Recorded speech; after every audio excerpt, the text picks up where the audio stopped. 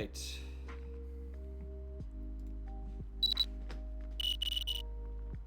Give it a minute longer here. I got everything in order today. Finally. Shout out Camera Tim for helping me out yesterday. I'm gonna get another 3 to 4 minutes for people to cycle in. It's kind of an interesting time to do it. Most people are at work, so I assume not many people will be joining today, but this is when I can. So, this is what I'll be doing.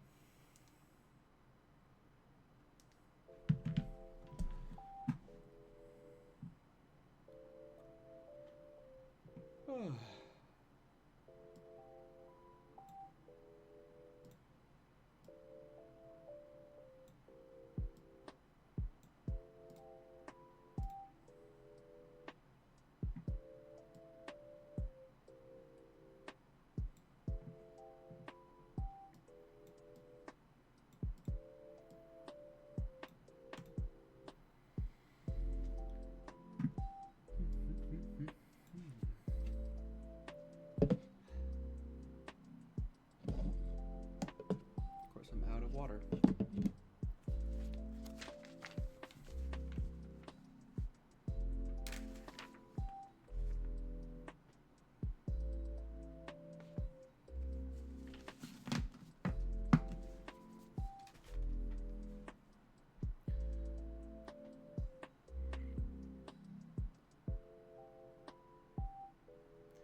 Howdy to the one person watching. Hope you're doing well. Hope it's a good day for you.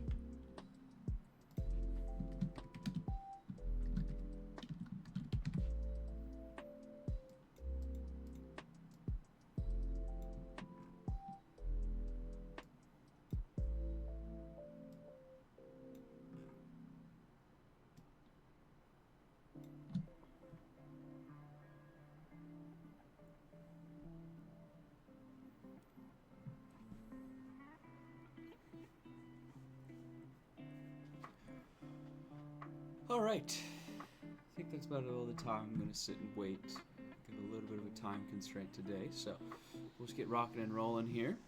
We'll hop on over to this. There we go. So here's the desktop. I was able to organize my files a little bit better, and they actually work today, so that's sweet.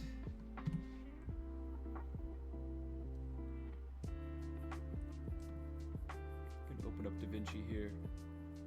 As I get DaVinci running, I may get a little glitchy because, again, my La Computadora is a little old.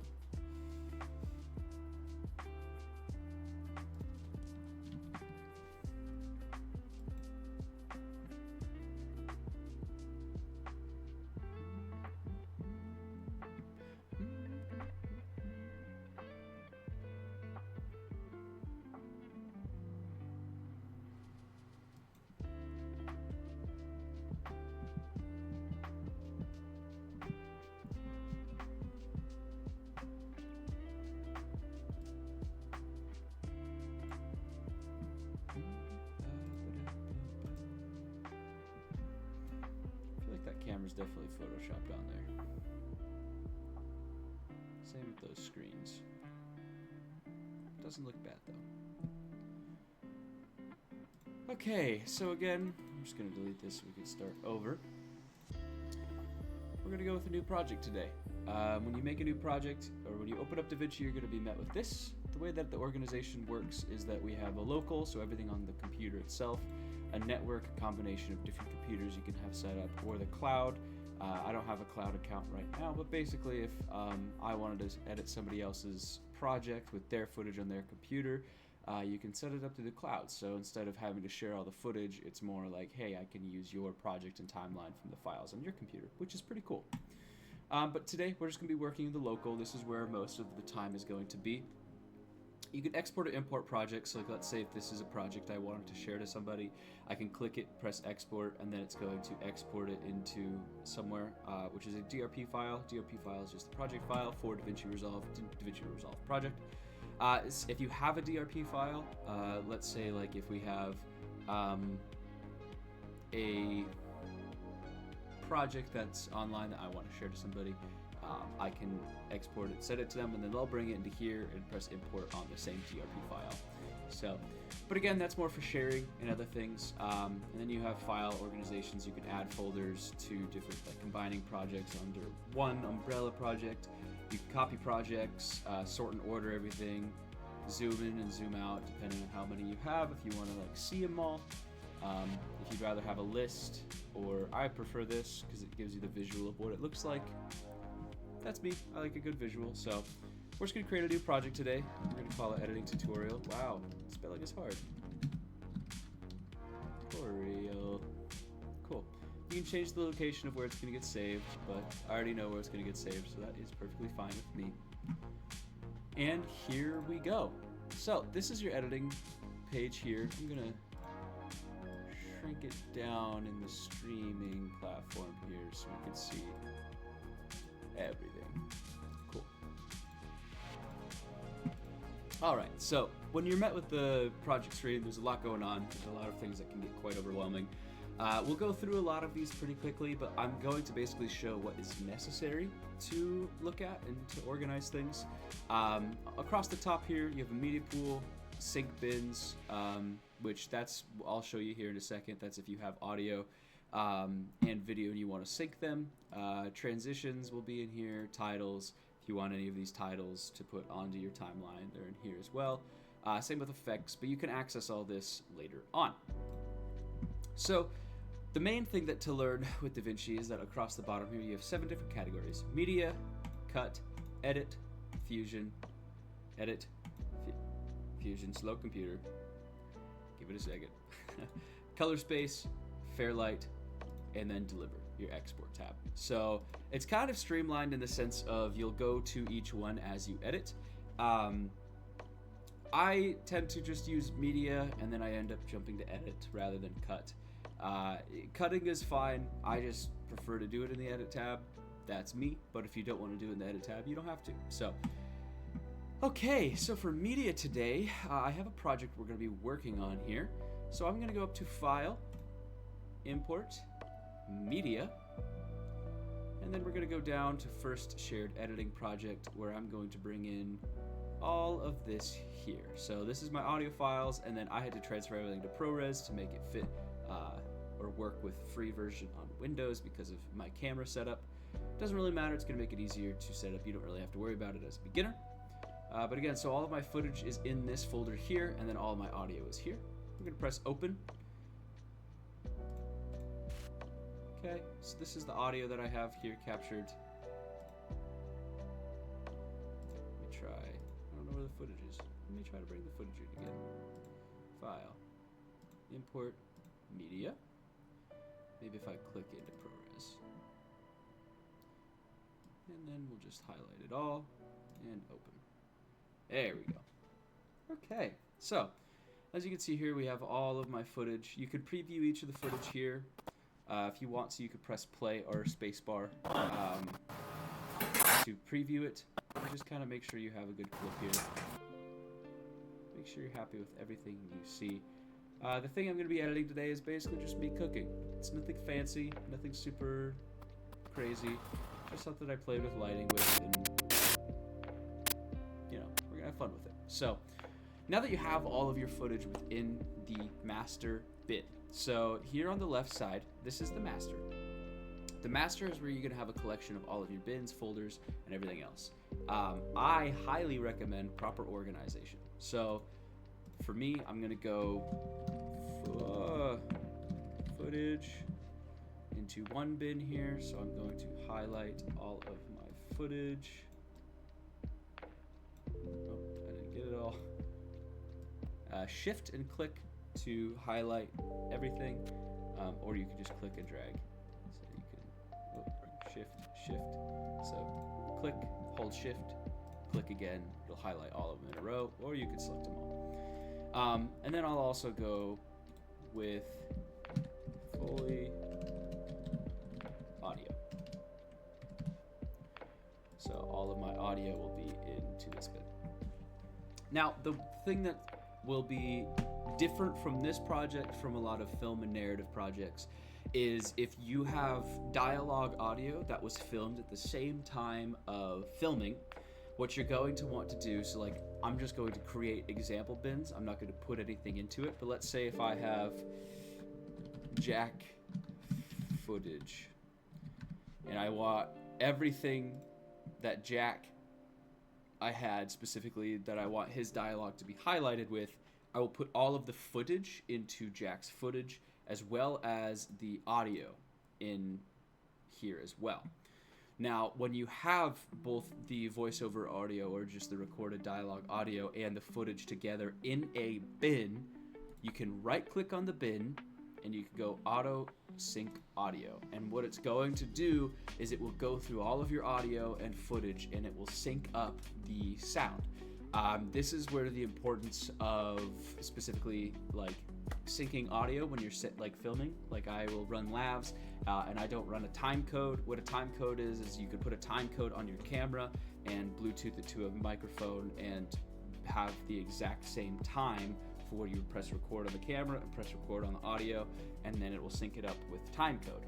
Now, a lot of us don't have access to that in a beginner stage. That's more of later professional environments. So this is the best way to do it. So when you go to record your footage, you're going to be, if you have separate footage and audio sources, like if you have an external microphone and a separate camera, so they're not recording to the same file, you can put the audio file, no matter how long it is, with the footage, and or even multiple. For example, we filmed Kelsey's, and for Kelsey's film, I just had audio rolling for pre-lunch and post-lunch, and then I organized all of the footage into pre-lunch and post-lunch, and then I labeled all of the footage and audio, all of the audio based on whose audio it was, on different actors. And if you have multiple different files that sync up at the same time, when you bring them to the edit bin, it will be different layers because they're all synced up at the same time, and then you could choose which dialogue you want. So again, the way to do that will be organizing. Like for instance, if I had Kelsey's, I would say pre-lunch,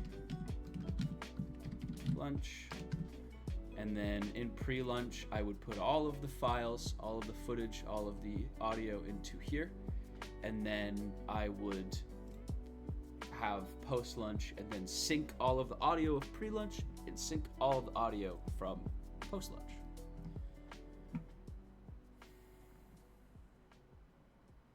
Interesting. Whatever, this works. I don't know why I doubled up on the stream thing. Whatever. I just realized I'm going to be covering up a little bit of this too. Again, up on top we have file. Boom, boom, boom, boom, boom, boom, boom. Okay, cool. So that is how you're going to do the main bit of organizing. The main purpose of having everything organized is to make your audio syncing a lot easier. You can do it in the edit tab and later on, but you're going to have to find the correct audio, bring it in, match it with the footage, and then highlight the two of them, and then sync from there. And it just turns to a big pain in the tuchus. So I highly recommend just doing it here. So it would be all of the footage and all the audio pre-lunch, all of the footage, all the audio post-lunch. It depends on how you want to have it organized. It's very individualized. So if you wanted it so it was like Jack's footage and Jack's audio, so everything that you wanted to highlight Jack with, and then you're going to have the footage of it, and then it's going to be paired with his audio that was recorded through the day, and then you can do that for every actor so that it's all spaced out how you want it. For larger productions where you're going to be filming across days, you can organize the bins into each day, and then you can make bins within bins. So like as an example, I can new bin in here and it's going to create it here. So like if I had day 2 audio, day 2.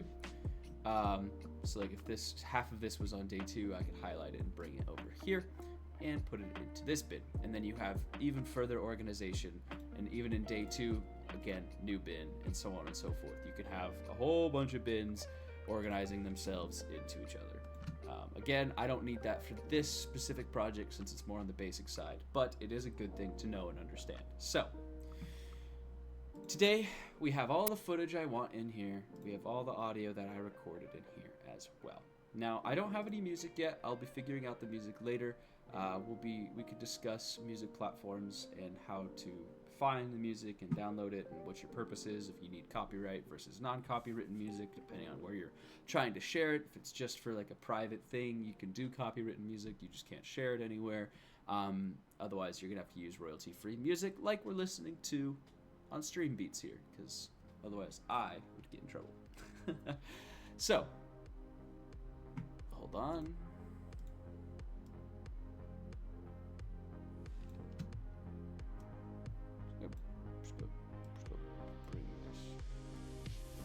There we go. Now it's less confusing. I don't know why I did that. Just did it on its own. Okay, everybody. Now we're on to the next tab. So this is, again, the media thing. There's metadata here, which if you want to, you can look at. Waveforms here in the top right, pointing at my screen like you could see. Like this right here is all of your waveforms for your different tracks of 1, 2, 3, 4, 5, 6, and so on and so forth. Your monitor is your whole track. It will be everything. And then that is accessed up here. So if you want to look at the audio, click audio here, and it's going to show you the meters. And then you can look at the waveform like we're seeing here later on. Inspector and capture, you don't really need to worry about within the media tab. That's further in editing. We're going to go back to audio and metadata. Oh, click out of capture, I don't need that. So audio and metadata. There we go. And again with audio, you can see where it's in. The red zone is going to be too loud or too abrupt versus the yellow zone is not as abrupt. The general, you know what, we'll get to audio in a minute. I'm getting ahead of myself. So next we have the cut tab. Within this tab, you can do the general outline and general cut.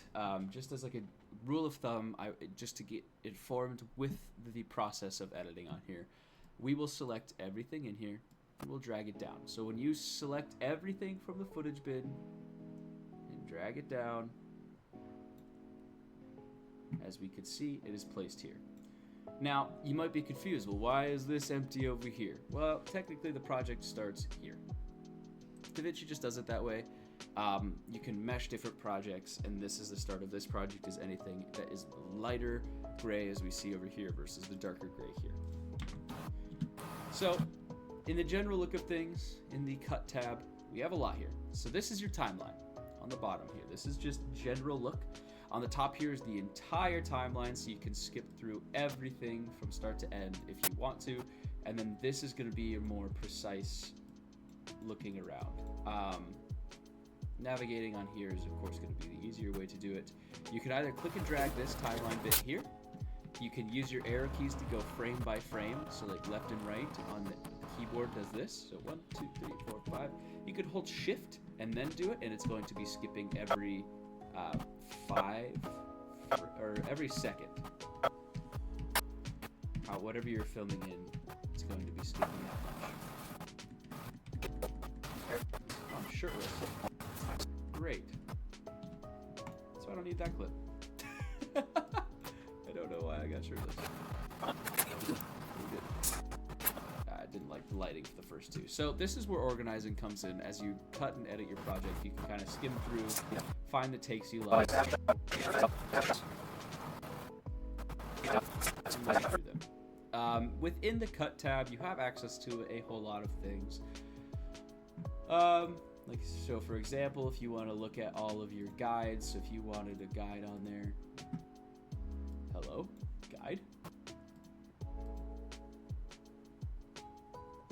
You can play with the aspect ratios and stuff. Like social media, you tend to see square, vertical, full portrait, which is like a full real length, is a 9x16, a 4x5, and a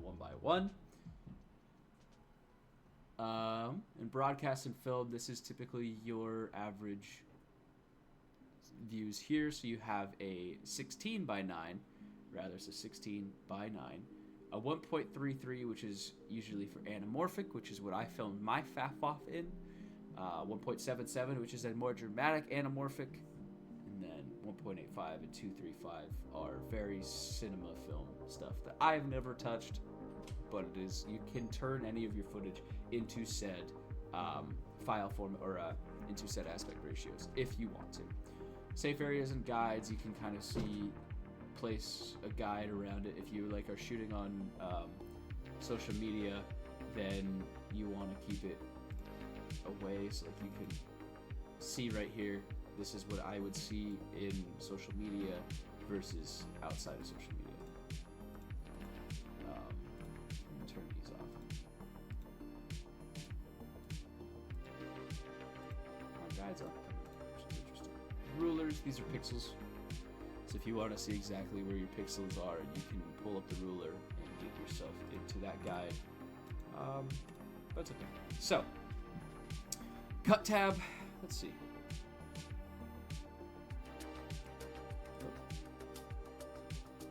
Pen, smart insert. Oh, okay. So,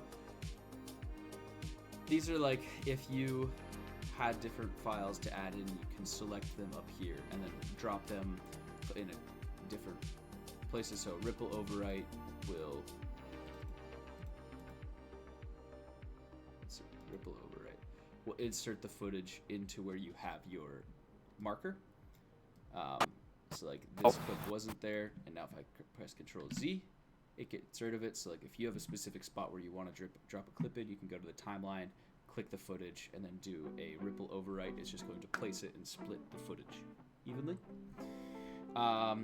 You can have it so it appends. So if I click it, let's say if I want it right here, click append, it's going to add it to the end. So it doesn't matter where you're at on the timeline. It's just going to throw it at the end. Close up. So you can kind of bring it over top and compare it with. Don't really want to do that. Same with this. Place on top does a similar thing. I don't know the difference between close up and place on top.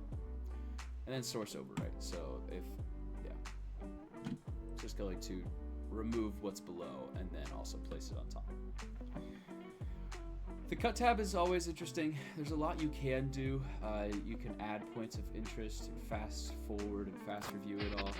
So like you can skip through it with fast review and skip through it. You can unclick it or press the space bar if there's a moment that you want to stop at. These are keyframes. Oh, sorry, this is, you could click and drag this. That's not keyframes. I don't spend much time in the cut tab because I typically just bring all of my clips in within the cut tab so that it's on the timeline. And then I'll off to jump to edit because the edit area is the most dynamic, especially when it comes to cutting and organizing. So in the edit tab, what we see here is our timeline. Now your timeline, again, you can click and drag. If you hold Alt on Windows or I believe Option on Mac and scroll, you can zoom out or zoom in. Another way you can do it is this plus and minus here. So you can see the entire thing or zoom into a specific cut point. Again, it is Alt in the scroll wheel on Windows, and I believe Option and scroll wheel or trackpad forward and backwards on Mac. So you might be thinking, wow, there is a lot here. And there is. So as we can see here, it is also our bins. So I have access to my footage in Foley audio in this panel here. So when you're in the edit tab, you have access to everything you saw in cut, just now more complex. Which is why I usually tend to jump to the edit section because it makes it easy.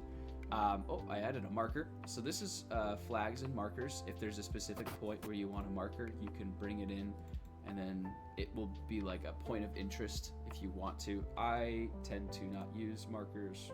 Remove all markers. You can click here. That was just a right click and boom, boom, boom. So you can go to your markers, you can go to the next marker, previous marker, you can jump between them and like compare and contrast things if you really want to. Now, this is your toolbar. Okay, so these are all different things that you can use. I'm going to do a quick run through and give you shortcuts on all of them. So this is your selection mode. This is your simple mouse click and drag. And in this, it means that you can click and drag and move everything, all the clips you want. I'm gonna press Control Z to undo. This is very helpful, and the quickest shortcut on both Mac and Windows is A. So if you're on another tool, you just click A, and you go back to this tool. So anytime you just want to move something, click A on the keyboard and get to dragging. Unless if you have your DaVinci shortcuts set up differently, which you're more than welcome to do. I like to leave it as A because that's how I've been editing. Okay, and then here we have trim edit mode. So trim edit mode is, basically it's going to be, you get access to all of the cut points and stuff of the project. So if I had this up, and also the shortcut to this is T. If you hover over any of these tools, the little A, T, B, all of that is going to be your shortcut. So you have access to it. And what this this tool does is it specifically makes it so you can adjust the clips and drag them. If you have them highlighted as a connected point, drag them individually, or if you see this icon with the clip next to the bracket, that means that you can drag the other clips next to it with it. If you see the double here, that means you're just going to be affecting the one clip. So I'm going to turn this down just as we edit through it. We don't need to be listening to that the whole time. We'll get to audio in a second. So again, I'm going to go back to A and bring this back down because that's how I don't need it. Well, I press the Windows button. Okay, and next we have the blade tool.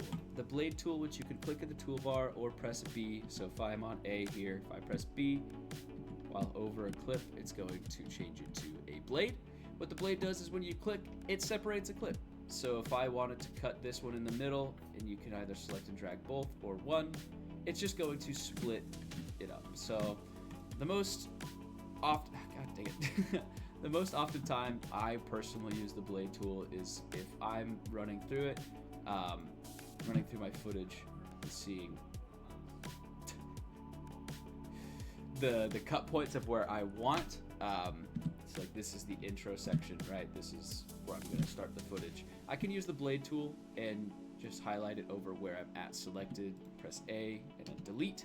So that'll get rid of the previous clip. You can also just, instead of using the blade tool, you can drag it over. That's more personal preference. It's however you want to run it. So that's the blade tool. It's just meant to cut your clips, cut them how you want. The more layers you get, the more useful a blade tool can be because you can be much more selective on, like if I had, let's say this stack here, and I wanted them all to be cut along this line, I'll cut here, go back to A, click the piece, delete, click the piece, delete. And now all of my cuts are along the one line. I'm gonna undo all that because that wasn't necessary. Okay, so that's select, trim, and blade tool. Next we have the dynamic trim mode or slip mode, which you can click with W. Now when you do this, it's going to open up this section here. And this is where you can get much more specific on how you want to run things. So if I want this clip to be back, we'll say just 5 frames. Oh. Back on 5, and then I press. I wish I had way to show it, but as you can see, as I adjust it, it will be bringing it back, and then you can do the same this way, and then this does both if you had room to extend or retract. So the reason it's not working, so like let's say if I pulled this back,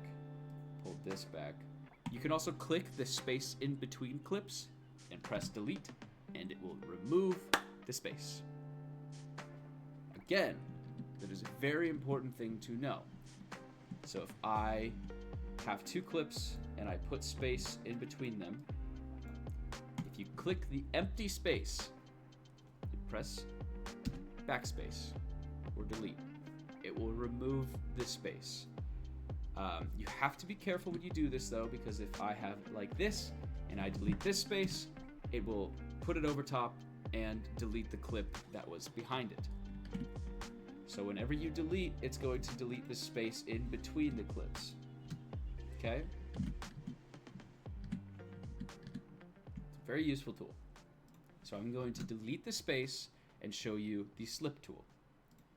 So when I click this, if I use the middle one, see how like the clips, what you're seeing there is the overlap, right? So I deleted 11 frames from the first clip and I deleted 13 frames from the second clip. So I have that 11 forward to use and the 13 backwards to use.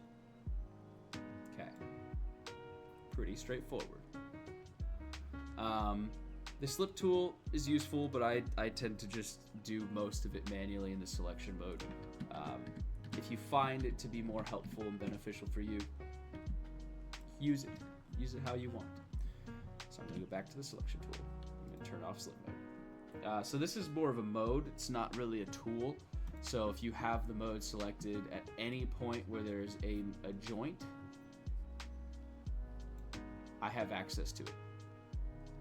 So I have access to trim and edit the clips if there's room to be edited. I'm going to turn it off because I don't really need it right now.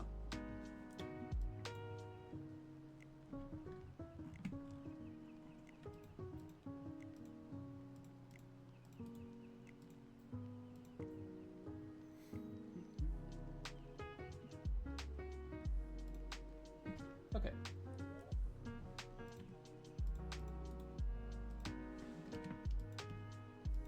Why do I have 2?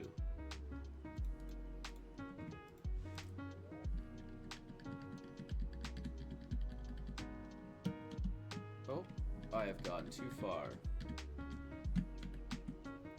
Another thing. Control Z or Command Z on Mac will undo, and Control Shift Z or Command Shift Z on Mac will redo. So undo, redo, undo, redo. If you make a mistake, go back. If you want to fix the mistake if you want to redo the mistake you made, Control Shift Z. So, next up, we have Insert Clip, which you can use F9 for, specifically on Windows. It'll say something different for Mac. I don't know which one, but if I click F9 here and have a footage piece selected, it will insert said clip down, I think.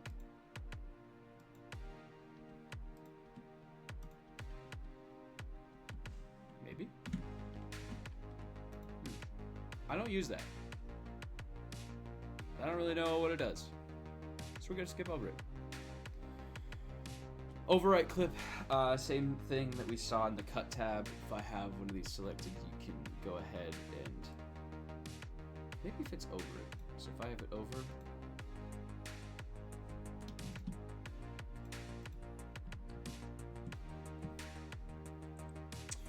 I don't touch those. There's a use. I can't tell you. I'm not a professional. And replace clip. So all of these are under the same lines of you take something, I believe, from your master footage and put it into your timeline. Okay, so this is snapping. Snapping's great with N. You'll see, let me just select it. Oh, you can press Control or Command A to select all of your clips in your timeline and move them as one big group, which is very nice. So, as an example of what clipping does, zoom in, not out. So, when I have clipping or snapping, snapping on, when I clicked another clip, it's going to, see that? Magnetize it. And it's the same with your timeline marker. As I get close, it just snaps into the place. And it's going to do that at the end of every clip that you have access to, or even the cuts. So if I just have a cut, it's going to snap to that cut. Now, if you don't have it on, and you want to get very precise, because sometimes that robs you of like the frames next to those points. If you don't want that and you have snapping off, it's not going to snap, and it's going to delete things if you go over it. So if with snapping, it would put it right next to it and clip it exactly where it was, versus this, I can actually delete footage, and now this is smaller. Does that make sense? So, again, with snapping off, if I drag this clip into this one, it will not stop me where the other clip ends. Rather, I can delete it or put it right next to. Again, this is more for the precision. So, if I specifically wanted this clip to start when this part of the when this part of the waveform hits, I could drag it to that part and click, and then now it's gone. Okay. Typically when I'm doing the broad cut, I leave snapping on, so I can just drag, let's say if I wanted this clip to start here and this clip to end here, boom, snaps me to the end. And snapping also is affected on different tracks, so it will snap me to the track below it. As long as that there is a diagonal contact point or flat contact point, it will stop it. And linking. So link selection, Control-Shift-L. So Control-Shift-L on Windows, Command-Shift-L on Mac will have it select. Now these are separate, okay? So what linking does, and you can just highlight it and then press link, is these are now effectively the same clip. And you could do this for multiple. So like, let's say if I wanted both these to be linked, or all of them unlinked, sorry. I could unlink all of them, or I can select them all and then link them. And it's, oh, it doesn't do it to both. Interesting, I always thought it did. So, if you have, this is useful, specifically if you have your dialogue audio and if you didn't sync it. So let's say this is my dialogue audio here, and I didn't sync it in the sync tab, okay? And now I have to match it. This is how you would do that. You go to highlight the camera clip and audio and your dialogue. You can only do it with 3 things connected. So this is the max you can do audio sync for. Then you're going to right click or double click if you're on the trackpad, and you're going to go auto align clips. When you click that, you can do time code, which was the thing I was talking about before if you're on a more advanced set with a time code system. But more often than not, for more basic and beginner stuff, you're going to use waveform. Now, waveform will actually go along across this. This is your waveform in all of your audios, this part right here. It will match it to the same waveform. So let's say if this was dialogue of somebody saying, hey, it's great to have you here. And this said, hey, it's great to have you here, but it's over here, and this is over here. When you do waveform and use track number 1, so it's going to use this track here, because these are your tracks, and you press sync, it's going to tell me that there's no audio, because this is not how that works. It will tell you match is set. And now let's say the match is here. You can drag it to match for both clips. Now this dialogue is the same as this dialogue, but you have 2 options. You can drag this over and delete it, but now they're separate. So you can click it and link it. Or sorry, Command or Control Shift L, or right click and press, or sorry, Alt, Alt Shift, Control Alt L will link your clips. When you see this little link icon between 2 different clips, that means that they are matching. And now they're, no, I forgot to have it on. And now the linked clips are matching.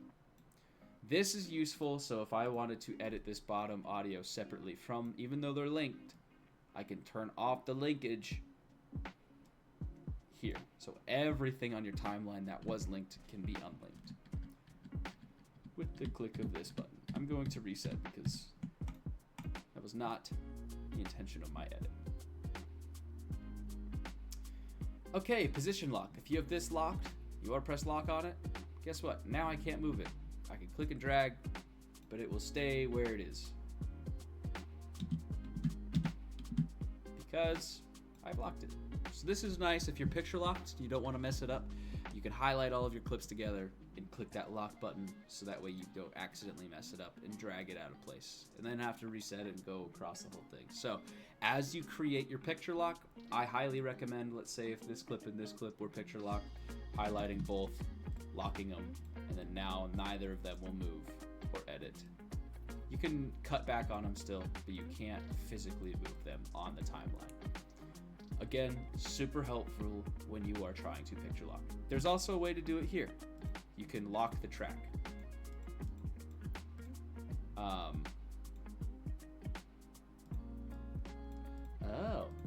yeah, position lock is for the whole timeline. You can do individual lock tracks. So if I just had the video locked and not the audio locked, oh boy, you can run into some problems. Okay, flags. There's different kinds. You can choose your color. Flags are more for, like, if I'm having a problem with an edit, I can click a flag. And then, where does it put the flag? Why isn't it not showing it? Markers are the same thing. So the marker is going to be put it into the selected footage. So if you need to come back to a certain flag, so let's say if this flag's here and this flag's here, and now it's deciding between those two parts to match to. Again, you could choose different colors for different meanings. Your own organization could be your own organization. Now, if I wanted to go on the timeline, right click, go to next marker, right click, go to next marker, right click, go to next marker. You can skip through it with the same thing, and then remove all markers. Remove all markers. Why are you here? You can also select and delete. Okay, and then, yeah, whatever you choose will stay that way until you change the color again. There is also the clear all tab here. So you can clear all of your bookmarks, all of your markers, right there. Okay. So this is full extent zoom. When you click it, you see the whole timeline. You see everything that is clips and in the timeline when you click it. So if you just need a quick zoom out, you can click this button here. This is going to be your detailed zoom. So wherever your marker is, it will bring you to that point to this more zoomed in part.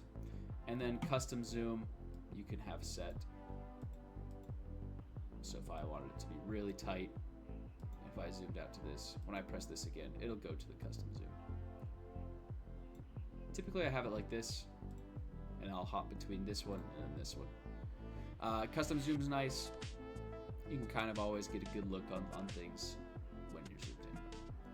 Okay, so this is pretty much the toolbar covered. You also have audio control here, as we kind of talked about. This is just going to be your playback audio, so as you're listening to it, you can hear it. This will not affect the actual audio within the clips themselves. This is just as you edit it. If you're tired of listening to it, you can just hold it down or just mute it. You can click this icon here and mute it. So, then dim.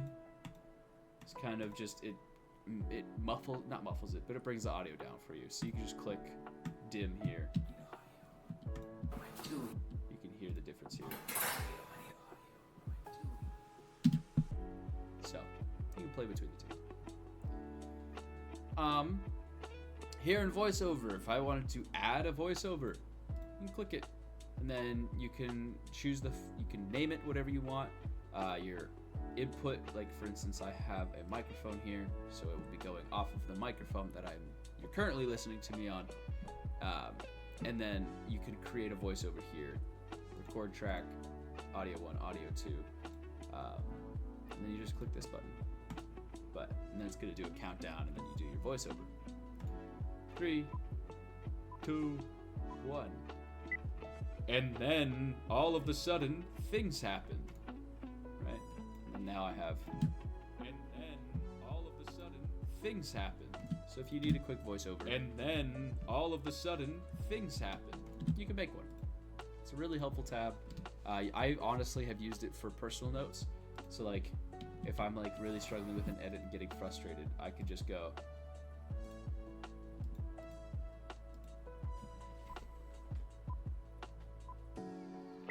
Note to self, color grading is not working here.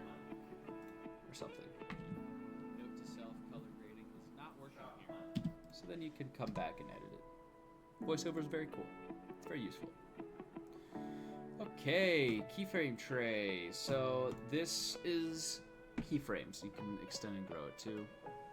All of your sections you can adjust to your liking. Keyframes, a lot of it we don't have to worry about right now in the beginning cutting stage, but it is very, very useful. The point of a keyframe is if I have an adjustment, let's say mixer. Oh, sorry, I do want the mixer up. That's not everything I wanted.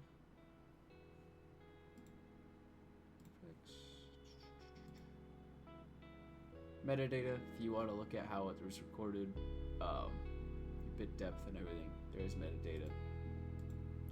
Inspector. So this is where a lot of your keyframe stuff will be.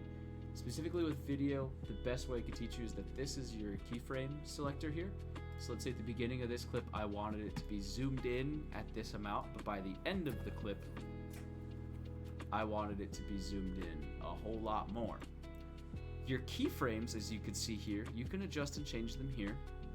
Let me grow the track so you can see. So you have zoom and X and Y, which are going to be the same if you have this chain linked, meaning that it will zoom the X direction the same amount Y direction. If you have it off, as you can see, it's going to stretch your image. So oftentimes, unless if you're going for that effect, keep it linked, because now these are going to be the same zoom. And now you can see, so at this keyframe, which you could use this arrow here to click between them, this keyframe's at 1 and this one's at 2.03. And as we watch it back, it will be zooming in the clip until that keyframe stops, and then it stops zooming in. So keyframes are very useful, very fun. You can play with it across everything. Every effect you have, you can add keyframes to and adjust when you want that effect to come in and out, the intensity of said effect. You can control the different parts of the effect here. So like if I can move it, so like let's say I didn't want this zoom to be later. Okay, let's bring it later. Or this one I want to start at the beginning or prior to the beginning. You can do that too. I always go before and after to create a smooth motion, because even though it cuts, it's going to give the effect like it's still zooming in. And then you can reset, boom, right there. Look, now I have no keyframes in the zoom. Or specifically if I wanted to clear the X and Y, but they're still linked. So, that is your keyframe tab. It's very useful in the later stages of it after you get your clips assembled, but I just wanted to go over all of the features that we could see, and then to get rid of that tray, boom, there your tray's gone. Timeline view options. So display stacked timelines. This is more of a later point. If you have different scenes you're editing, you could edit each scene as its own timeline, and then stack the timelines to edit with each other in a master timeline. I don't have another timeline, so this would be useless for me at the moment.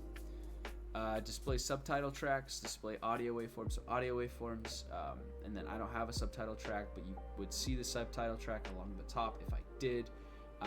Thumbnail view, film strip, or just a thumbnail. So I have the film strip.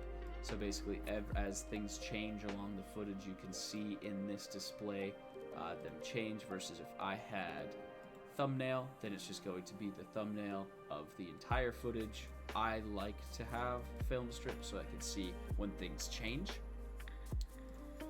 And then viewer background, checkered for transparent, black, or gray. So that's this here. You could have it as checkerboard. So if I...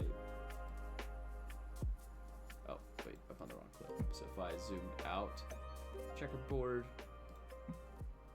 or transparent, black, gray. And then if you have a problem, alert red. Very vibrant. Cool thing about red is that as you edit it, you cannot ignore it. So if you have a point where your footage is not completely in your frame, you will know. It becomes too much for me, and I always pay attention to that, so I end up just leaving it as black. But I always like the footage to fill the frame, naturally. You could also have the effect, you know, you can... So like if you wanted it, when you exported it, to just have this. Sorry. It's okay. The VOD will be definitely useful on this one. You're all good. Okay, so that pretty much covers the entire toolbar. Your toolbar in the edit room is very useful, and you definitely want to understand what all of them do, because you will use most of them. All of them, there's definitely some I don't use, but there's also some that I use all the time. Specifically, the magnet tool, blade, timeline, and select are just always useful. And then, of course, the timeline zoom in and zoom out. So what we're seeing here is my clip selector for my library will be the footage box on the left, and then the right is my timeline. I typically have this set up so I can watch what I'm dragging in and then know what my timeline looks like as well. Personal preference, some people don't love to do it that way. Some people like to just have their timeline up and then drag the clips and then play within the timeline until it matches their desires and needs. So I'm going to delete this so we're at the beginning. Okay, so you can control what is open here on the left side by clicking all of these. Now, media pool, again, as we've discussed, is where all of your footage and audio is. You can close it at any time. And then now look, we have a full window of everything we want to see. Up here, you'll see effects. Now, in the DaVinci free version, you'll see a lot of these stars, and that just means, I think some of them you can use, some of them you can't. It's very interesting, it's very picky. You'll drag something into the timeline you can't use, and it will tell you in the free version. But these are all transitions, so audio crossfades are very, very helpful. I typically do a crossfade at 0 in the middle of a cut, and then I'll do crossfade -3 at the end or beginning as like a ramp in, or you can do it manually with the audio tab here. Like I can have a keyframe of nothing, and then here it builds back up to 0. So I have no audio, and then it comes in, which you can see in the waveform down here. But this is just quick ways to do it. So a crossfade, gosh dang it, this Windows tab. Crossfade, when you drag it on.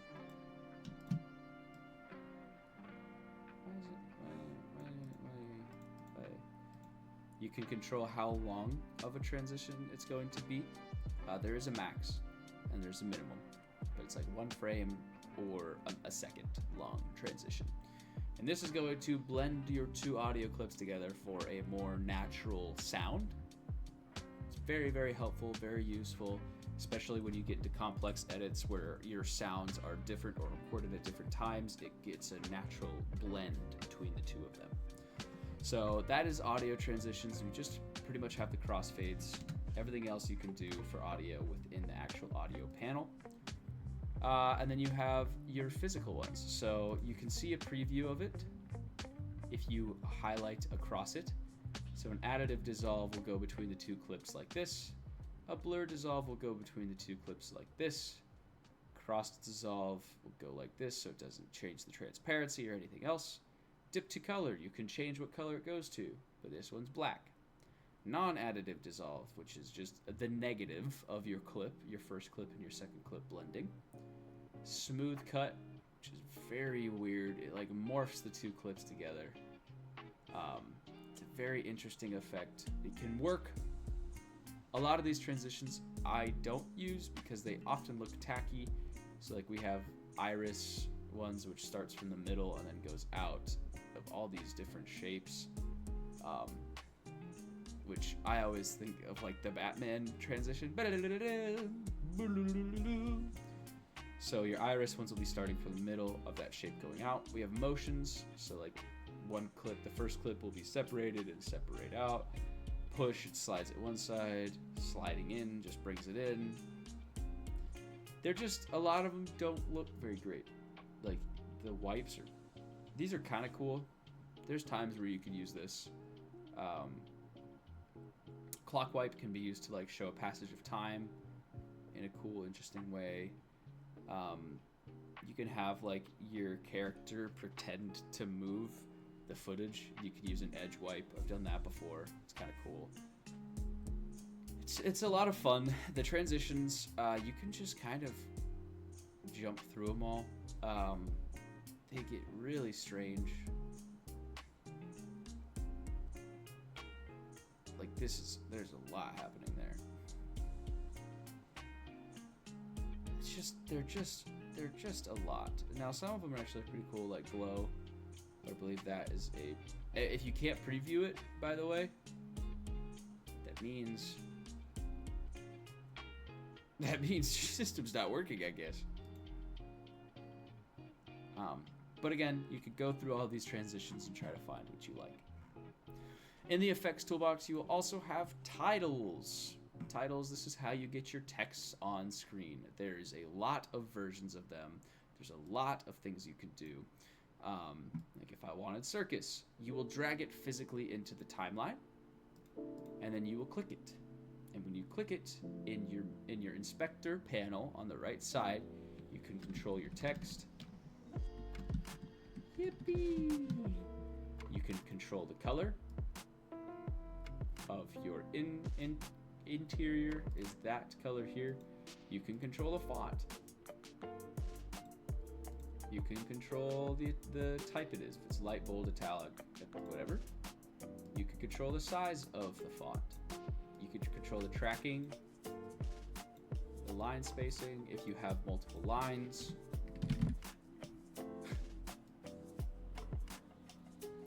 Right. If you want it anchored on anything, you can control the anchoring.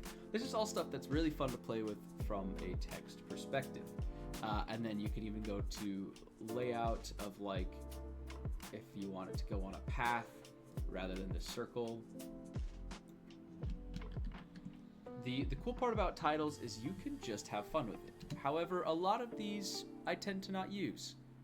Clean and simple, you could preview it, pretty cool. Some of them are animated already, some of them are not. More often than not, I will just use a regular title. The text title is your most basic title. So if you wanted to do custom stuff, start with text or text plus. Text plus gets affected by more effects. So if you wanted a more advanced tutorial on that, I can get into that later. But from a beginning perspective, you don't really need to know that. So again, for text, you kind of just choose what you want. Scroll. This is where I can make credits. Me, myself, and I. So as it goes, it'll just be scrolling along, right? And then it will scroll at a pace that you can choose in your settings.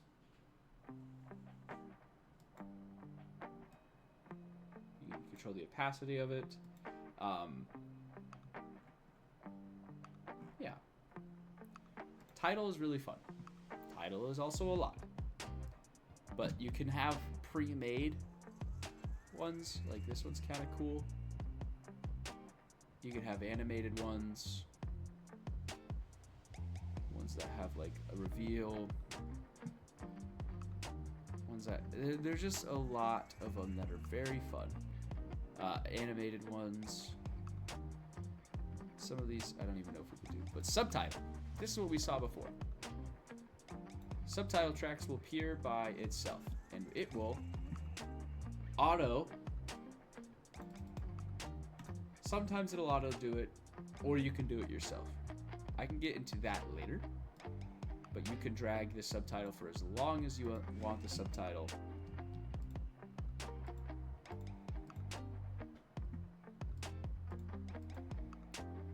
Enable or disable your subtitle track. Subtitles are cool. Subtitles are useful, especially if you're making a film that has different languages. And then you have different types of subtitles. So you can go through these, find one that you want, like very TikTok style is this. You see TikTok on this a lot. I love yellow. I typically use yellow subtitles just because it's easy to read, and then you can get it with a shadow as well. So in your effects panel, you have video transitions, as we already saw. Audio transitions, which we already went through. You have your titles. Okay? And then now you have generators.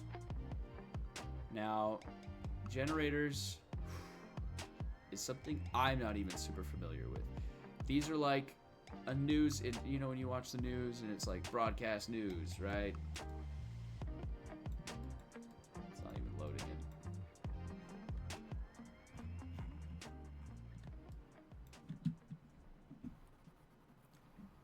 Whoa, it's the news, guys. Whoa, so it's basically an overlay, right? So generators you will put over, if you know, you've seen these things before. All of these will be overlays that you can play with if you want to. I never use generators because it's just not fun. Binoculars, all of these are overlay effects. So if you want someone to look through binoculars, look at that. You got a binoculars thing. CCTV overlay. So you have like footage, you know. Border color, you can add a border to it and change the color of that border color. Comic book. Whoa. It's like it's right out of a comic book. Digital glitch is kind of cool. I've used this for transitions where I have it start and end over top of a clip. Right, so it is an actual overlay you will put onto the clip, and then you can adjust with keyframes when it starts and when it stops. Drone overlay, DSLR, you know, you have so many different things. Noise distortion looks goofy. Everything's all wobble wobble wobble. And then you can also change the intensity of it, right? So like brightness. You can just change it and have it affected by keyframes. So like if you wanted your clip to wobble and just get like wobble wobble wobble wobble, you can play with it. It's a lot of fun. This is your fun section.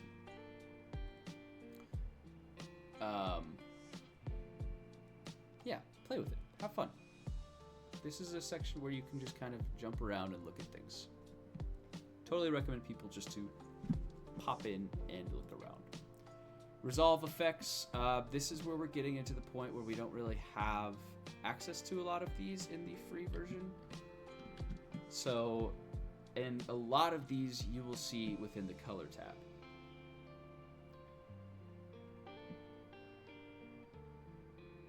From filters, from blurs, you can kind of preview them here. So this is when you need the pro version, is when you see this right here.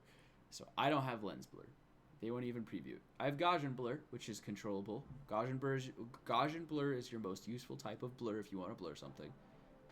Box blur, zoom blur, it's a cool effect, like you're drunk or something. Radio blur does the similar thing. Mosaic blur is interesting. But go through these.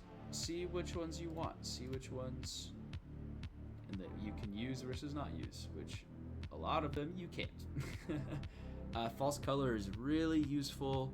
Basically, it's going to show you what things are more highlighted than others, and the temperature of said things. False color, of course, don't have access to, so I've never really used it. Gamut mapping, invert colors. Play around. This is the effects tab is I want this thing, can I find said thing? Lens flares, everything, you could put a glow on it. This is very useful for a dream sequence on it. Whoa, the stream just glitched. That's crazy.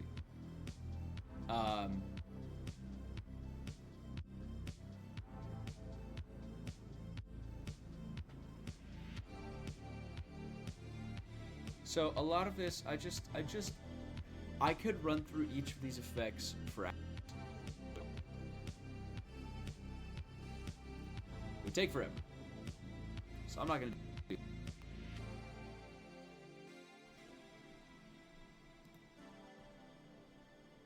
Now you can do audio as well. So these are very useful. These in the edit tab. So, for instance, if I wanted to add echo, some nice reverb, I can duplicate a clip or just put it on this audio, and now that audio has an echo to it. Distortion, Fairlight EQ is very useful. What Fairlight EQ does is you can control what ranges and hertz as far as loudness, because this is your range of where you hear something. If something's in the 50 hertz, it's in your bass subwoofer area versus your highs and mids. And you can individually change how loud or quiet those sections are. And you will see here in this drop down tab there are presets which you can go through. There are presets. My computer doesn't want to open the presets. You can save a preset if you want to. Okay, my computer doesn't want to do it, but there's things like vocal enhancement and I'm just gonna delete it. Vocal enhancement, Fairlight EQ is very great. Flanger is interesting. Limiter, so like if you wanted your audio to hit a limit and cut off without being too loud, you can do that. Modulation, multiband compressor is very useful because you can control different of those hertz ranges from bass to treble. You can control how loud they get individually. A little bit more broad than the EQ, however, it's the same idea. So, noise reduction works very well in DaVinci. If you have background noise that you just don't want to hear anymore, drag and drop your noise reduction. You can de-hiss, so if there's something that's higher pitched you want to get rid of, like sometimes if you're using an external microphone or external audio recorder, they will hiss as you increase the gain, and this is a way to get rid of that. De-rumble is great for wind noise, because wind is often that lower portion. You could do both, and then reset noise profile. And then you could also do it customly. So threshold is how much in this range do you want eliminated. Attack is like how precise you want it to be. Sensitivity is going to pick up more or less of that range. You can do auto speech mode, so if you click this, it will go through the audio and listen to when people are talking.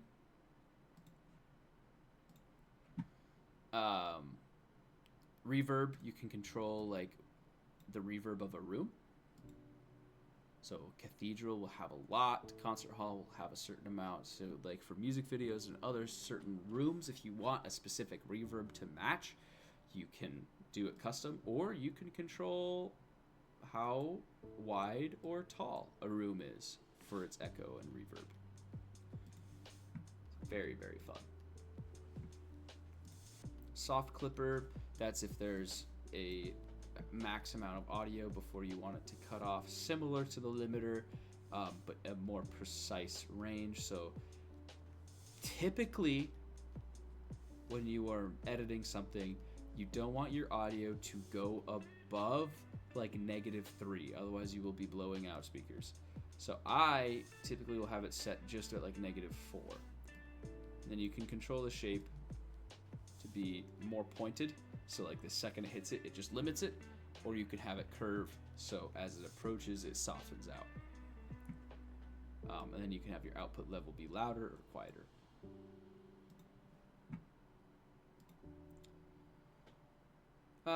Surround analyzer. If you're working with surround sound, which I'm not, you can control the center, left, rear, and right rear. You can control at what point certain speakers will be playing certain parts of your audio. So if you are playing this in a room that has good spatial audio, you can control where it's playing said audio, which is fascinating. I might do it for my film if I can get my audio to sound good. Period. So, and then vocal channel. So like this would find your voice, and then some of these aren't wanting to open it up, but you can control specifically what parts of your voice you want louder, quieter, which frequencies you want to hit. A high pass filter is fun. High pass will just get only the high bits of the audio, so you can have your voice out just like the high parts and not the low parts. It's very fun. Very fun. I love audio, and I love these audio effects. So you can go through this effect tab for hours. And then online, you can search up and find more effects. You can find external ones. It's whatever you wish. So we're going to close the effect tab. Okay, index. So all of these, this is your index here basically. As you build layers, we are only using video 1 and audio 1. As you can see, if I bring it out and I have it clicked, we have it now up to audio 1 and audio 2. And you can see a lot of metadata. This is great if you're working on like a huge timeline and you need to make sure that the timing of things is good. This is a lot. Tracks, you can see, you can do track controls. Like if I have 52 audio and video tabs, I can look at it here rather than scrolling through them all and be like, okay, well, I know that I don't want to listen to, or I only want to listen to audio 1, so I'm going to solo it, and so on and so forth. So this and this are very similar. Basically, if you want to turn off video, you can click this here or here, and it's going to disable that track so you can watch certain things or not watch certain things. With the audio, you have solo, so it's only going to be playing this track. If I had 5 or 6 tracks underneath all playing audio, you would only be listening to the one that's soloed, versus mute is going to mute said track. If I wanted to listen to all of like 4 or 5, but not these 2, I can mute those. And then have it activated or deactivated. What this does is when you go to export it, it will either grab that video and audio or not, and you can turn it off and on here. Cool. And then here's your marker tab. So if you have markers, you can skip through them here. So if I had a marker here, a marker here, I can go through and click to them and resolve them. So like if I wanted to delete this marker, you can't delete them in here. Okay, I thought you could. Doesn't really matter.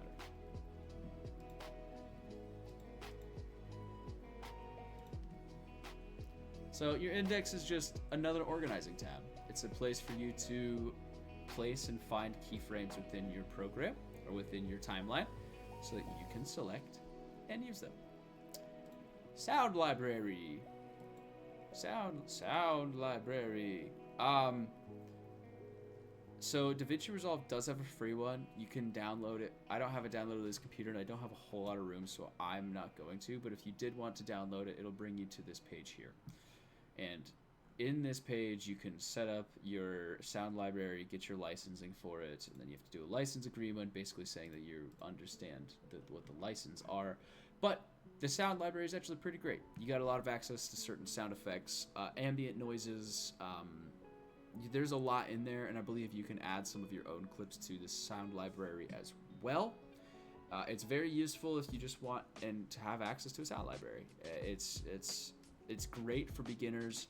It's if you want to just explore and find things and not have to try to track them down through a external program, or like you don't want to pay for a subscription to like Artlist or Epidemic Sound, this is a great free version to get access to a good library.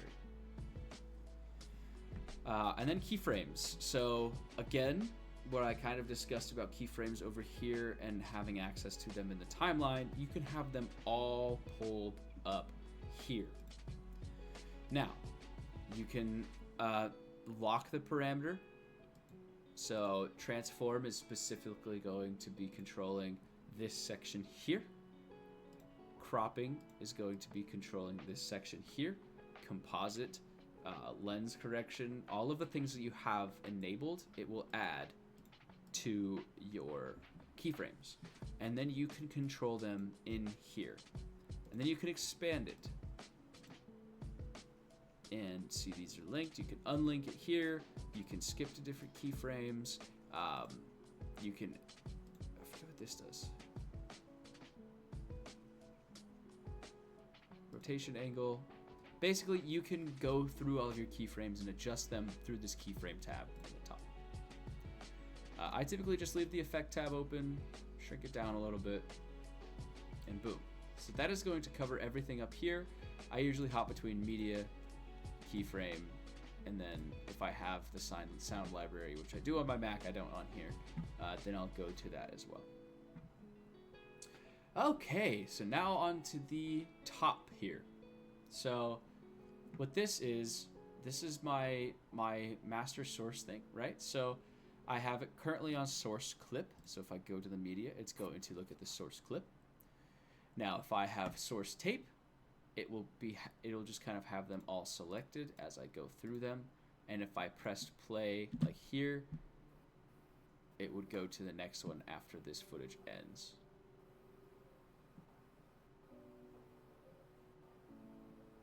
Wow, it is running very poorly. And then this one is pretty similar, right? I typically just leave it on the big one, so I can.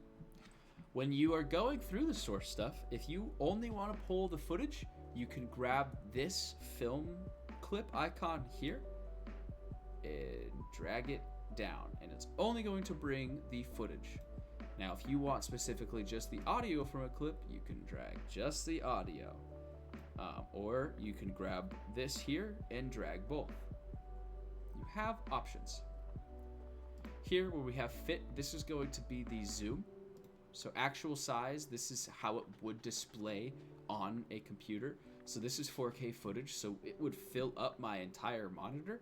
So if you wanted to see what it would look like in close detail if I was putting it onto a monitor, if I press 100%, that means it's going to be 100% of the size.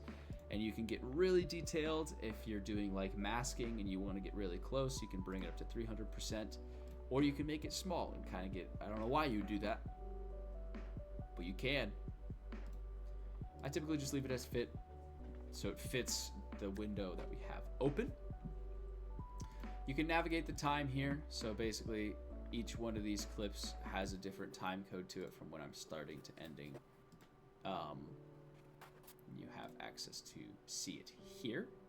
Then it has the title of the file, like this is C1, C2, you know, as you can see, each one has its own title. You can see it here and compare it to the ones that you have down below. This is your runtime of it, so like how many frames have played. This is your frames, this is your seconds, this is your minutes, this is your hours. So each one of them, you can kind of see how long the clip is and where you are at in previewing it. Okay, so we have live media preview, right? That's what this is. If I turn it off, then it's not going to be showing it live. It's just going to be showing me the thumbnail. Show all video frames, show time code toolbar. I don't have time code, so that's useless. If I wanted to just jump to the next clip, I could press next clip. Wow.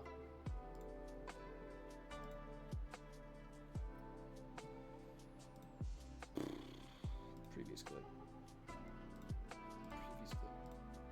Man, this computer's running really slow, so it's really not working too great for me. Also, if you don't like raw chicken, I'm sorry. I guess that's all we're going to be looking at here. Show markers. You can add markers to the master footage. So like if there's a certain part of a clip, you can mark the in and out points that you'd want access to, and then you can review them again. Similar to the master one that we have here, this is my timeline one, and you can choose which timeline. If you have multiple timelines, you can pull up certain timelines and compare them. Similar thing here, you can control how zoomed in and out it is, the total time that you have for the entire thing. So like if we look in the time frame here, we have 19 minutes, 23 seconds, and 19 frames. We have 19 minutes, 23 seconds, and 19 frames. If I delete one, it's not updating. However, that's just gonna be your total length for the entire timeline. And then you can jump across, like so if I wanted to go to 2 minutes, 52 seconds, and 5 frames, and click enter, it's empty space, but you can navigate it through the time. So if I wanted to go to 5 minutes, 47 seconds, and 3 frames, press enter. There we go. Now we see where we're at. We're gonna look at something. Pasta. That's what I want to look at. Okay, so if you do have proxies, what a proxy is a more compressed, simpler file, so it's quicker to edit on computers that are slower. Now, you can create proxies through DaVinci. I'm not going to show you it today, unless if you specifically want it, then you can message me and we can get it figured out. But you can either disable proxies, prefer proxies, or just prefer the camera originals. When you work with the camera originals, you're working with the full file. So if you recorded something that is super big, your computer is going to be consistently processing that file size. Another way around this is if you go to playback, and then you go to timeline playback resolution, and go to quarter, it's going to drop the resolution of your playback to a quarter of it. It's not actually going to affect the export. So like if I exported it right now, it would still export in 4K. But what you're reviewing it now is in 720p. So your computer is just going to be much faster about going through the playback. Okay, timeline resolution. So again, kind of what I was saying, you can control your timeline settings. So I have Ultra HD, right? So I am filming in 4K. So I want the timeline to be in 4K. You can do custom. So like if I wanted it to be for a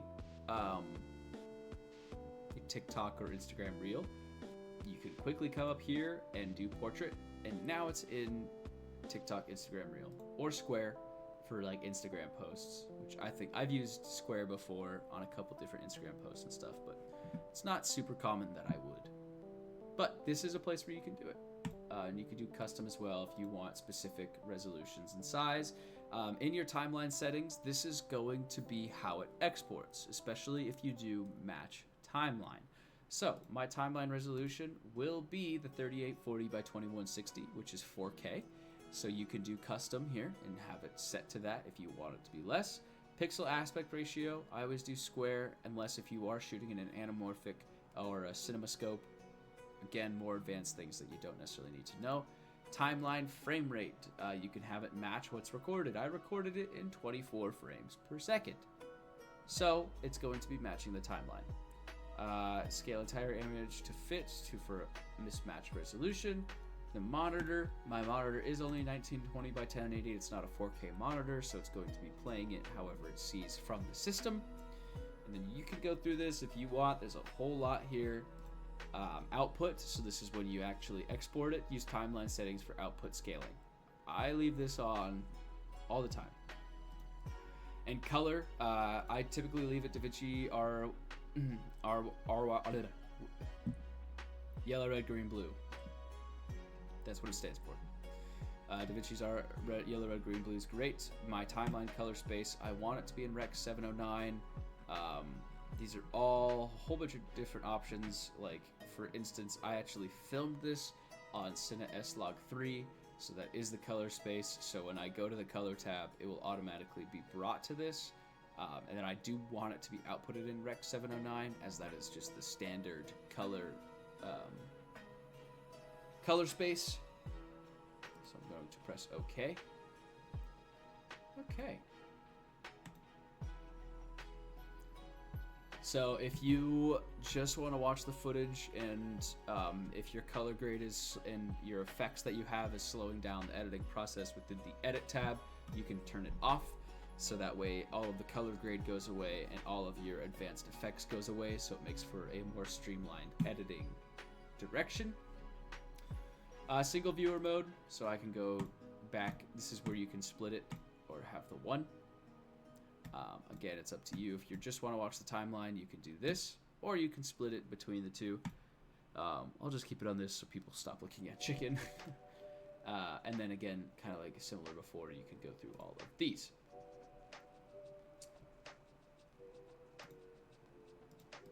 So, this is going to be part of your inspector tab now. You can either have the specific clip that I'm hovering on, right? Or I could do the track. So I can do audio track 1, because that is the main track that I am using here. So it will edit everything in the audio track 1 or video track 1, or you can do to the clip. I tend to just edit within the clip, unless if there's certain tracks where I want an effect, in which case I would. But, hey, we have options. Okay, so the video effects is transform. You can zoom in your image. You can do position, so if you want it moved right, left, down, up, or down, you have X and Y controls. Again, you can do keyframes. So at the beginning of a clip, you can have it be left and then bring it in right later on. Rotation angle, spin it around. If you have like a slight, if you notice when you filmed, everything was at a slight tilt, you can fix it here by rotating it and zooming it in until it fills the frame again. Pitch is interesting. That's what pitch does. And yaw is also interesting. So this is actually kind of cool. You can do effects with these. You probably don't want to touch them. If you wanted to mirror it, if you wanted to mirror any of your clip, you could do it that way or this way. Simple 2 clips for your flipping. Crop left, pretty self-explanatory. If you wanted the clip to be cropped here and be cropped here. And then a cool thing with cropping is that whatever is shown behind it will be exposed. So if this is an effect you want, this is how you can do that, is you could stack up all of your clips into layers and then do your cropping to match it how you want. I'm gonna reset all that. And then you can do a master reset for cropping, or like if everything's, you know, super messed up, and like you can reset all by pressing this button at the top. Okay, dynamic zoom, linear, easy in, easy out, easy in and out. It's going to just do a general zoom across the entire clip that you have affected with a dynamic zoom. Hey, look, butter. Composite mode. So if you have separate layers, like for instance, if you wanted your text to be screened, basically, if I had it, you know, I'll just show you. Composite is pretty much used for effect use only.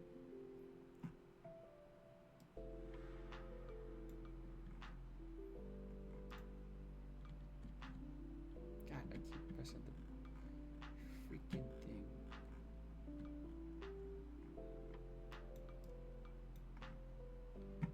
So if I had a composite in the settings, difference is pretty useful, but I tend to use screen, because now if let's have it zoomed in. You can have soft lights so everything behind it can be seen.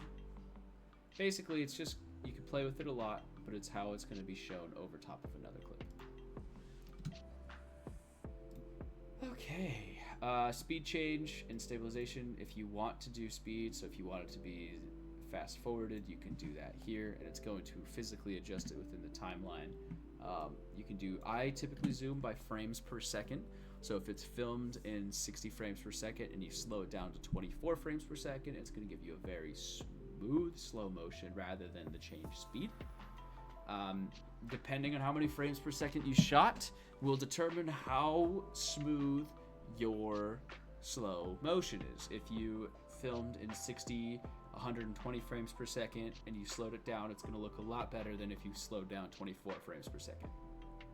Because basically what you're doing is you're extending out each frame for further time. And the more frames you have within a second to be slowed down, it looks less jarring and skippy. So if you took a 24 frames per second thing and slowed it down, it's going to get very skippy. And I'm going to assume you don't want that.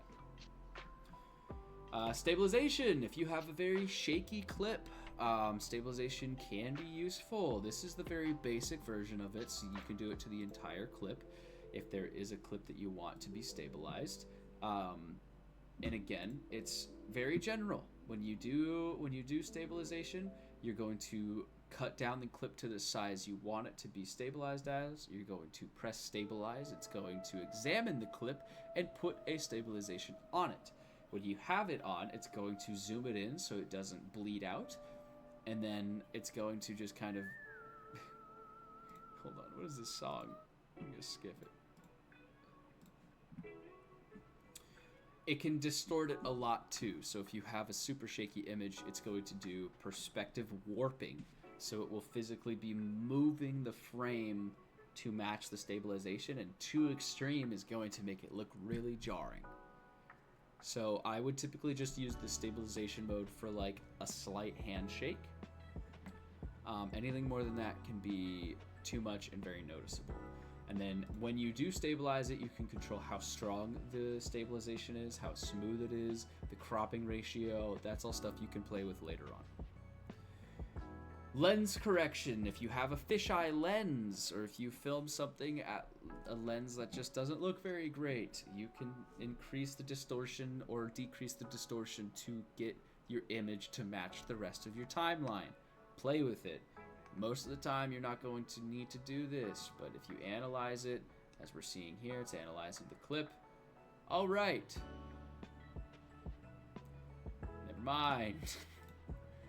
That's in the studio version, not the free version, so you don't even need that.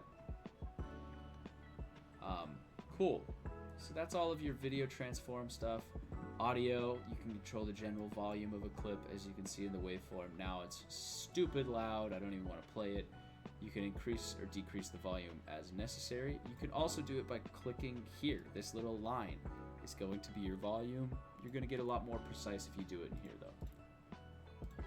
Pan, this is cool. So if you have someone walking and talking from in frame where they enter left and go right, but you record it on a lav, and you want it to give the effect like they're coming from left to right, you can have a keyframed pan of left to right.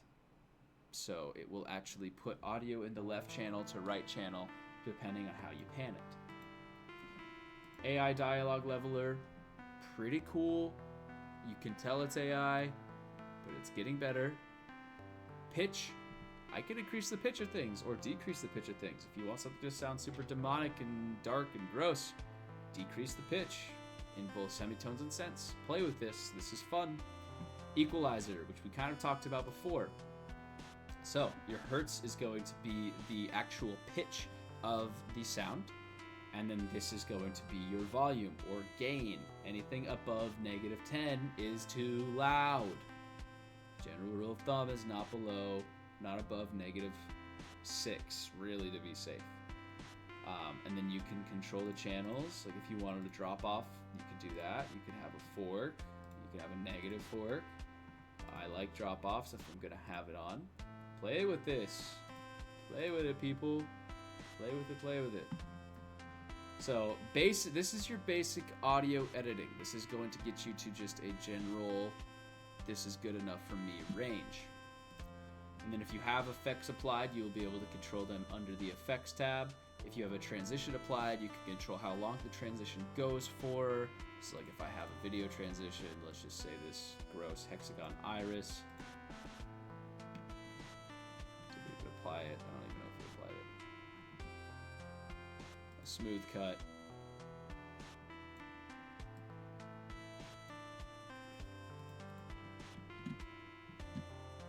Why isn't it working?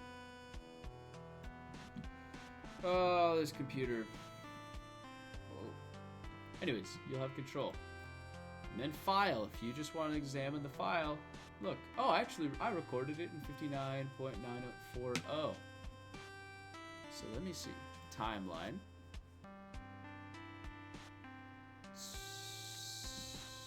Settings. File. Where's timeline settings?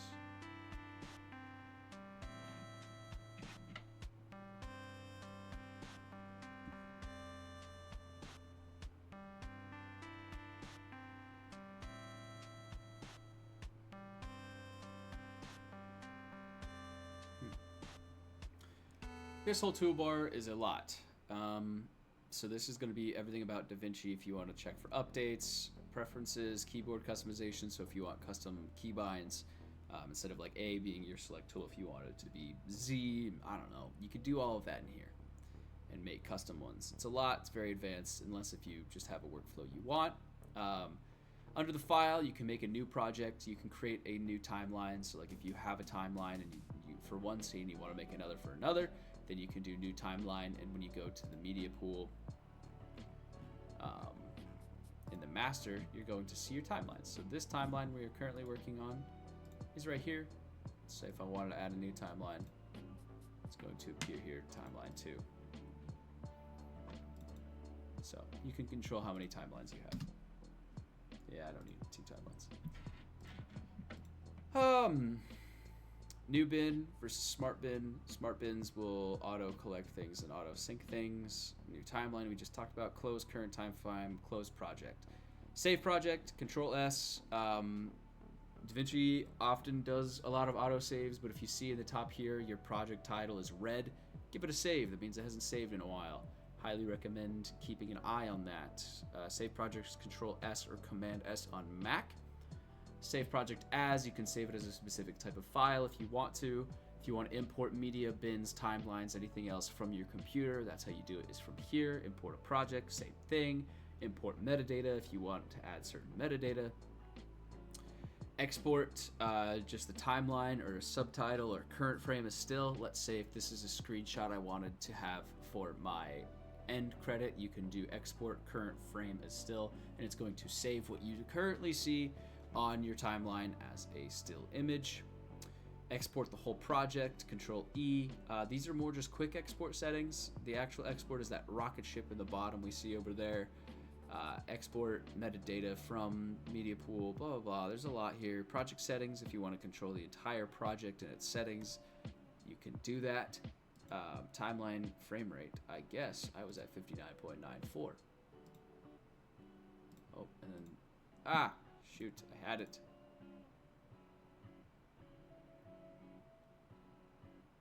Where was it? Hold on. Project settings. Ultra HD.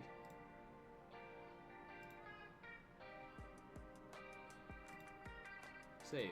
Change. Now everything's updated to the actual frame rate that I had it for. I don't know why it wasn't before. But that's how you, it's good to check that. It's good to make sure that your settings are all equal and equivalent. Media management. You can control the entire project, clips, timelines. You can copy, paste things. You can bring stuff in. You can see how much of a file the entire project is taking on the computer. For all media, used media. This is just like a lot of information that if you're worried about space, you can look at it there. Okay, next in the edit, you can undo and redo specifically by clicking, but again, Control Z and Control Shift Z do those things. Cut is Control X. So if you want to cut a clip, you can press Control X or just delete.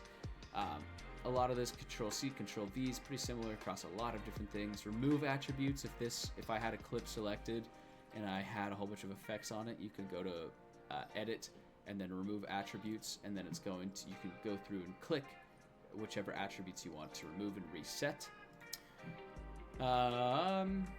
Duplicate current timeline. If you wanted to like have a specific change in a separate timeline and just duplicate it, you can do that. Delete selected, ripple delete, as we already talked about, is going to delete a lot of the stuff in the middle. Delete gaps. This is cool. It will find all of the gaps. So like if I had this separate, if all the clips were gapped out and spaced, you could just go in and press edit and delete gaps, and it will delete all the gaps, combining all the spaces. Select all versus deselect all, Control A versus Control Shift A. I have a good shift. Selecting certain things, next, right, blah, blah, blah. You can kind of get all of these keybinds down if you want to learn them. It's not necessary. Insert, overwrite, which are the same as these things that we saw here. Okay. Trim, normal trim mode. So this is a lot of these tools down here. Blade tool, split tool, dynamic, nudge. You can nudge things just like one frame over, one frame back if you want to do that here, or you can just do it manually with the select tool. Fade into playhead, fade out to playhead is going to be the start and end of your project. You can do fade in and outs. Timeline, add a transition, add video only transition, audio only transition. You can do it customly here or through the effects tab, as we already saw. You could record a voiceover or just click this over here. Audio, you can trim audio, detach synced audio from video. So if you have it synced but you want it separate, you can separate it. You can, yeah, all of these have clear purposes. I don't use a lot of these because I can do it manually myself. Match frame, if you have multiple clips that have similar framing, you can match frame it. Snapping, we just talked about. Link selection, we talked about. Source track selector, you can have certain tracks selected or deselected, which we saw in the index section I talked about previously. Sync lock, which is the linking between the video and the audio, you can have full control over. Video track enable, similar thing as the index. Output banking, you can have the anamorphic desqueeze and stuff like that. Clip, you can control clip speed here if you want to. If there's a certain clip, let's say this clip I had selected, I can make a compound clip, which is a clip within a clip, and you can edit the clip within a clip by adding other clips to the clip. It's very meta, not super useful unless if you're going into more advanced things. Same with Fusion clips, same with VFX Connect clip. If you're into VFX stuff, I suck at VFX, so I'm not one to report to. Enable or disable, you can do that manually by clicking D or D. Basically, it's going to turn off that clip or on that clip. Link clips again, as we saw, Control Alt L versus, so it's going to have audio and video connected versus not connected. Clip duration, you can control when it starts and when it stops. If you only want it to be a 5-second thing, you could highlight all the clips and make them all 5 seconds and then delete all the gaps, which is very fun if you have like a very fast-paced like sound. You can do that there. Kind of is a full review over everything. You can render the cache. You don't really need to worry about that. It's just more for, again, more advanced things. Find a clip in a media pool, replace it with it. These are all your marks.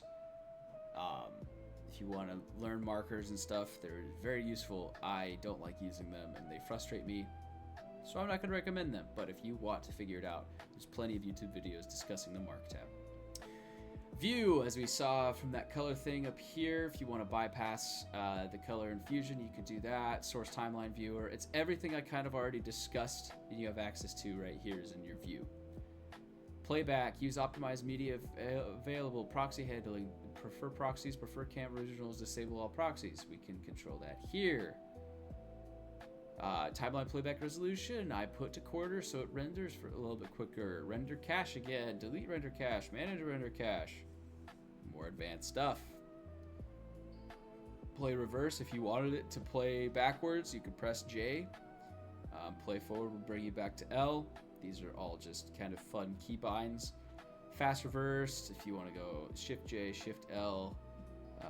Play slow motion things. Play around. Time code. Don't have time codes. I wish we did. We do not. Okay, Fusion, that will be the next tab. Colors, the next tab, Fairlight, and then Workspace and Help. So that is all of your tab. We have pretty much covered everything in here. We didn't really talk about the mixer a whole lot, which is, again, down here. With the mixer tab open, I would recommend this as just a monitor. I will play with your effects in Fairlight. You can often get yourself confused by adding effects or EQ and stuff like that. Like if there's, you can do it here, but I often wait for this for the Fairlight tab. So let's say I edited this all up and I'm really happy with how it sits now. Okay, we're gonna go to Fusion. Now Fusion is super complex and I am not going to go through a whole lot of it right now. I'm not very great at Fusion, however, I'm always learning. And the point of Fusion is this: add effects. So if I wanted to add a tool like a blur, I could add a blur or a soft glow, and you'll attach it to this line here.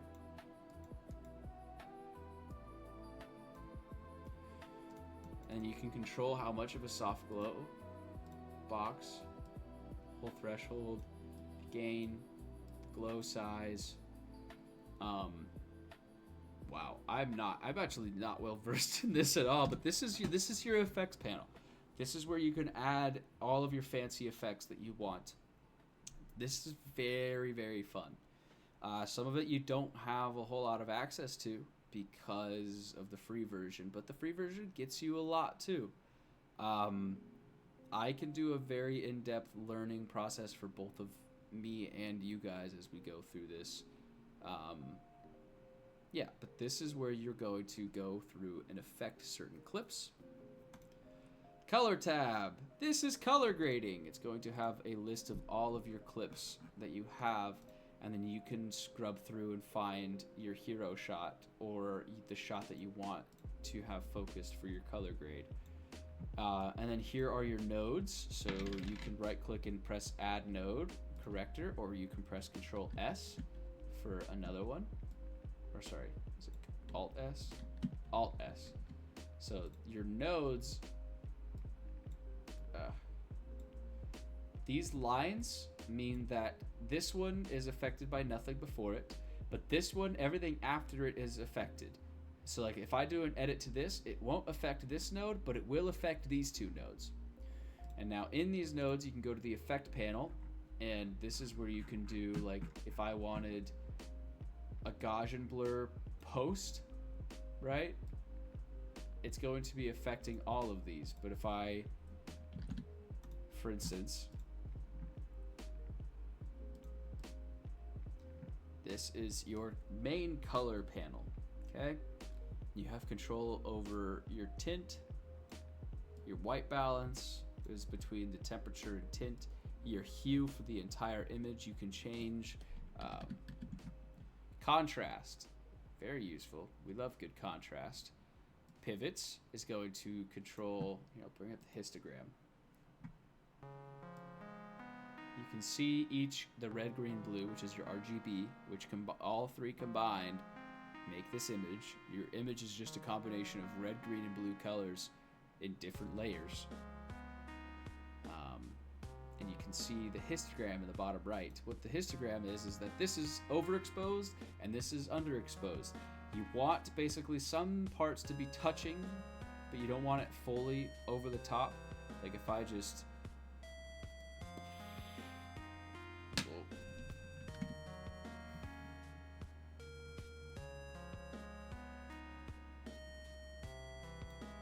that's going to be controlling your shadows and your darks. As you can tell, if we just crank it up, the more exposed we are at the top, the brighter it is. And inversely so the other way. Your goal is to have everything towards the middle with some touching the top and some touching the bottom. That is your goal with a histogram by the end of the day. And then you can control saturation and everything in between post that. There's a lot of tools here. I do not have the time to go through them all today. I only have about 10 minutes left. So I'm just going to do a quick run over. You can match colors to things. So like this is your color panel. If you have a clapboard, you're going to see these examples on the top of the clapboard, which you can match it to, so that all of your colors are correct for what it was shot on the day. This one is going to control your lift, gamma, gain, offset. This is pretty commonly where you're going to be doing a lot of these edits from. I love this page. This is, again, where I do most of my work, is in this one right here, which is the color wheels. So you have lift, gamma, gain, and offset. You have color boost, shadows, highlights, saturation, hue, lube mix, your temperature and tint for white balance, your contrast, pivot, and mid detail. This, if you have something white in the image, you can use as your white balance. So like, we'll say, this is pretty white. So if I click that, it's going to adjust the temp and tint to exactly what I need, right? It's pretty cool. Oof, goodness, I'm running out of time, and there's so much more to go through. But the beginning of your process is mainly going to be in organizing it, organizing your clips, and then syncing up your bins, and then laying out all the clips and beginning to cut and edit them. The next time I do one of these streams, we'll be cutting this clip up entirely into the timeline I want it to be. And then once we're there, we can just keep going down the editing process together. I only have one person in the chat today, which is perfectly fine. I know we're at a weird time of day, but if you have questions, please come up and ask them to me. If you know me, put them in the Discord if you know the Discord. But other than that, I'm going to call this stream here. So I'm going to Control S and save the project and close it out.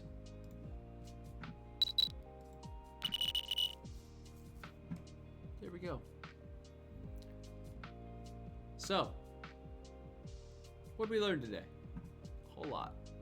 We learned a whole lot.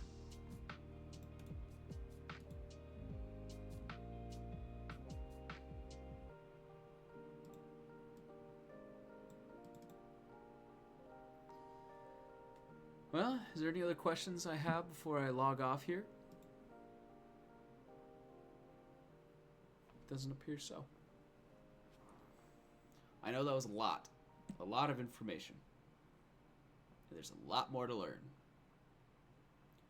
But getting your bins organized and set up properly is your first step in the right direction to success. So I highly recommend starting there.